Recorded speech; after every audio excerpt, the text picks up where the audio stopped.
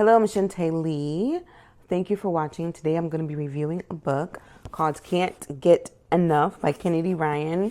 So I've talked about this book before, and now I'm going to be spilling all the beans on this book. This is the third book in the Skyland series by Kennedy Ryan, Can't Get Enough. The first two books follow her other two friends. So each book surrounds the life of one of the friends. And now it's Hendrix's turn. So Hendrix is a high-powered television executive, or at least that's what her aspirations are. It is one of her dreams to get that EP, that executive producer title. And she has a client where she believes is going to send her into that direction. So this book kind of opens up with her getting ready to go to this all-white party, okay? And it's being hosted by a new friend, and I'm not really sure if I would call her a friend, but a new business associate, Zier, or Z. And she is in a relationship, or it's kind of a weird, messy kind of relationship with Maverick Bell, who is, or will become, Hendrix's love interest. I will say the magnetism between Hendrix and Maverick is almost automatic. Like, it's instant. I don't know if you've ever experienced this before in your life, but when the attraction between you and another person is just so strong that you just cannot deny that there's something there. Like, you can't. You want to, or maybe you don't, but you can't because it's just so undeniable. And this is kind of what happens with Maverick and Hendrix. Now, at the time, Hendrix knows of a Maverick Bell, but she doesn't know him personally. And so they're having a conversation and they're really hitting it off. They're just talking like two friends. And they're attracted to one another. They're definitely picking up a vibe from one another. But then their moment is, interrupted by Z, and it becomes known to her quite obviously that that is her new business associate's, partner. And they're not married. And as a matter of fact, they're not even together, but no one knows this. It is a secret. So right now they are going on business as usual, and everybody believes that Zira and Maverick are still a thing. But in all actuality, this is kind of their kiss goodbye. They've already been on the outs for about a month before this party even starts, and they haven't made it public yet.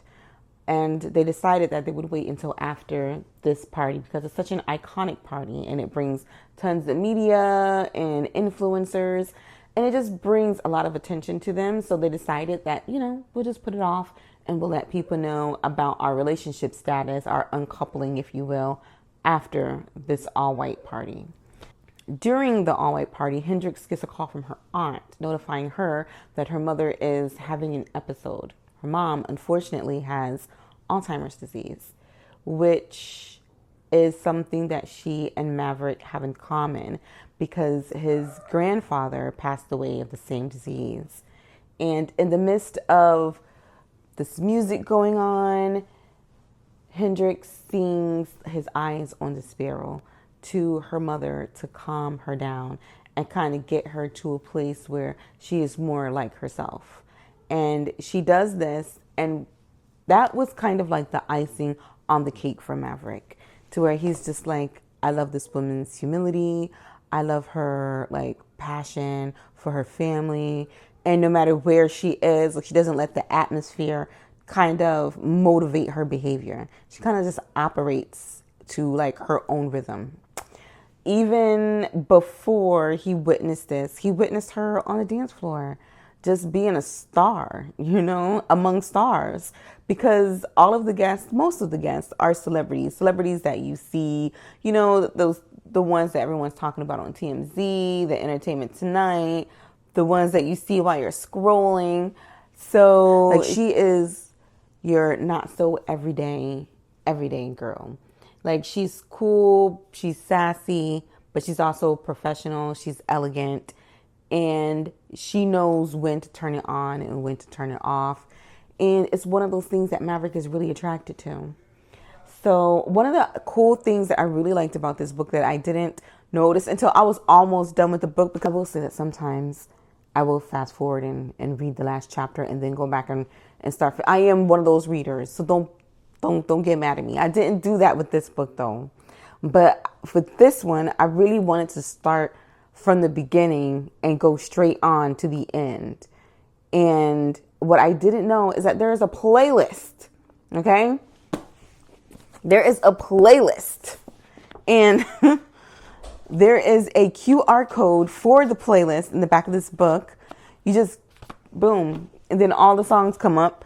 And what I was doing, the reason why that this was so like surprising to me was because there's so many music references that I just start jotting them down. I was like, I'm going to be creating a playlist out of this book. Another thing about this too is I'm also like a foodie. And so another thing I was doing was like writing down like the food and stuff. But then I remembered, because just like in the other two books, there's usually a little recipe book in the back of the book. In the first two, like if you read the first one, they are owners of a restaurant. And in the second one, she's kind of a lifestyle, Soledad is like a lifestyle influencer who is like a wizard in the kitchen, or let's like a whiz in the kitchen or whatever. And she makes amazing meals, like dips and breads and all of these things. And there's a recipe book back here, right? And not only that, there's also like a recipe or how to on how to make one of these drinks, because there are some interesting drinks. Like I had never heard of a white Cadillac until I read this book. I'm not a big drinker, but I am interested in like what is out there and what's popular, like the Negroni Spagliatos, white Cadillacs. Let me know if you've ever had one. What does it taste like? Is it smooth? It sounds smooth. Anyway, another reason why I really enjoyed this book is because there's like an insertion of like actual things that are happening currently or within our current space. And that is the whole controversy over affirmative action, like whether or not we still need it. So Hendrix is part owner of a like nonprofit, and they are being sued by another company that says that they have unfair practices. As a matter of fact, they're discriminatory because they only focus on Black women entrepreneurs. Now, one of the interesting facts in here that is talked about, that is actually true, that I don't think is talked about enough, is that when people are being funded, especially if you go to like Silicon Valley, where people are, presenting their work to funding agencies, like only 2% of companies that are Black owned get funded, and less than 1% of that are Black women. And so the agency that Hendrix and her business partners have, they focus on funding Black women entrepreneurs. And yes, so I was really impressed to see that presented in here, because her case doesn't really get solved. Like we don't really get to see a happy ending to the trial, and it's kind of ongoing, but we get to see her have a happy ending in love. Okay, like I said, there's gonna be spoilers, so if you're not ready for the spoiler, if you're not ready to know what happens, then you probably want to just go. But if you're here for all of the knowings and goings on, then yeah, Hendrix finds love at the end. And I like that. And I like that she did it without compromising who she was. And I like that her male interest, Maverick, also, was willing to allow her to be exactly who she was. Like, he wasn't there to be an interruption. He wanted to add to her life. He didn't want to take away, or he didn't want to have her compromise. He has all that he needs, right? And he has the ability to enhance her life in every way. And because Hendrix is so honorable, and because Hendrix is so so independent, it kind of begs the question, like, for another conversation, and that is, can we be too independent, and can our independence as women actually hinder us when we're trying to be romantically involved? So that is a question to ask. And I would say, like, if you're in a reading group, especially one that is, full of women, independent women, who are making things happen for themselves, are they reluctant to be in relationships because they don't want to compromise? I mean, a lot of times we hear this rhetoric that we have to compromise what we want and who we are in order to gain a successful relationship, successful romantic relationships. Now, I know this is fiction, and I know some of the ideals in here might be far-fetched.